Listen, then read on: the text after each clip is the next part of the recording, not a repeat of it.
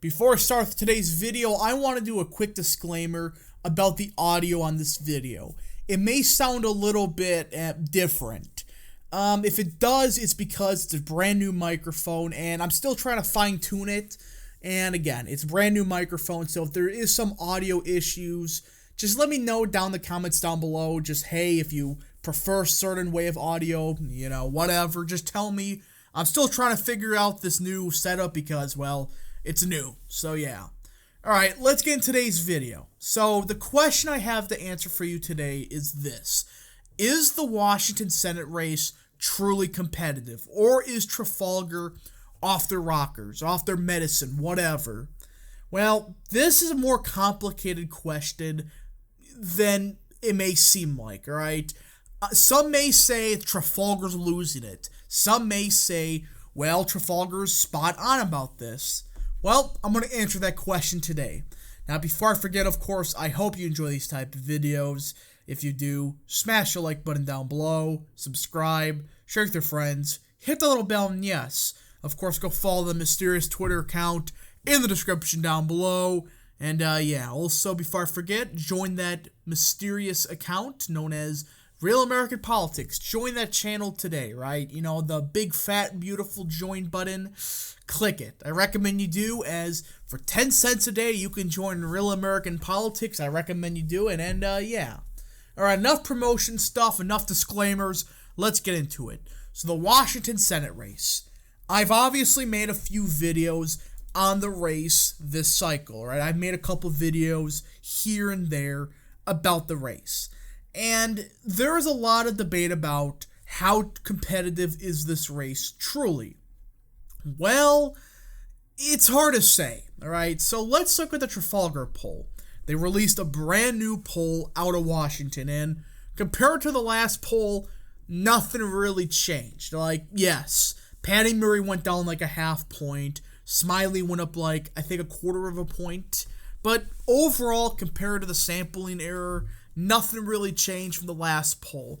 But there is some signs to say the polling in Washington is getting closer and closer and closer. And a lot of people are debating, is this really happening? Is Washington truly a competitive state? Well, there's a lot to say about both sides, right? So let's give the argument on the side that, the Washington Senate race, not competitive. Primary turnout. You can make the argument that, hey, the primary turnout we saw in Washington this fall, or I should say a couple months ago, wasn't the best for Republicans. Now, it looked great in Washington's 3rd, Washington's 2nd, etc. But for the statewide result, it was kind of at best, a bland result for the Republicans, like maybe average. That's not expected for a state that's supposedly supposed to be super duper competitive. And there is some argument to say that that is a serious concern, that, hey, turnout for the Republicans wasn't that high compared to Democrats. But I have an argument to that, alright? Primary data, turnout, whatever. Especially in a state like Washington, does it really matter anymore? I mean, for a state that does a primary system like Washington, we saw a very similar thing happen to Alaska. If you look purely at the primary data, well, Republicans killed it in turnout, yet they still lost the race in the special election. And again, I know these are apples and oranges. Like, yeah, Washington's a top 2, move on. Alaska, the top 4, move on to the general. But either way, folks, there is an argument to be made here that in the state of Washington, the primary turnout may not correlate that much to the general election. Now, in the past it has, but now will it? That's kind of hard to say because both sides are putting quite a bit of resources into Washington. Democrats are pouring millions, Republicans are pouring millions, Smiley's barnstorming the state, Murray is kind of panicking. So there is some reason to suspect both parties expect this race to be fairly competitive. And this poll had good party participation, age participation, ethnicity, etc. So it isn't, a weird demographic issue. It appears, based on Trafalgar, there is some evidence to say This race is going to be much more competitive than one originally expects. Now, many people are going to say, well, the RCP aggregate have it as Murray plus 7. Sure, on paper, yes, it's Murray plus 7. But look at the other polls in the aggregate. You know me, the past couple of weeks, I've been bashing pollsters.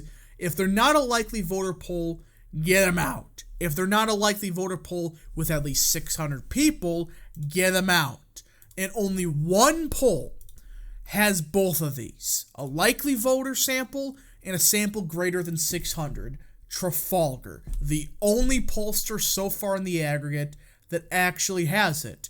Now, there's been no poll out of Washington outside of Trafalgar that I would seriously look at. Think about that. Only one poll we have from the state of Washington, all right, that is a decent sample size and a correct sample of likely voters, shows the race competitive, while the other polls with 400 likely voters, with 403 likely voters, show Murray plus 20 or Murray plus 12. And even then, the polling, like Elway poll, I don't know if they're good or not. Even they admit, a couple months ago, it was Murray plus 20. Now, it's Murray plus 12. And you can see Murray is trending downwards. There is an argument to be made here that, hey, there is something brewing in the state of Washington. Now, will it flip? I don't think so. All right, it's hard for me to fathom Washington State flipping.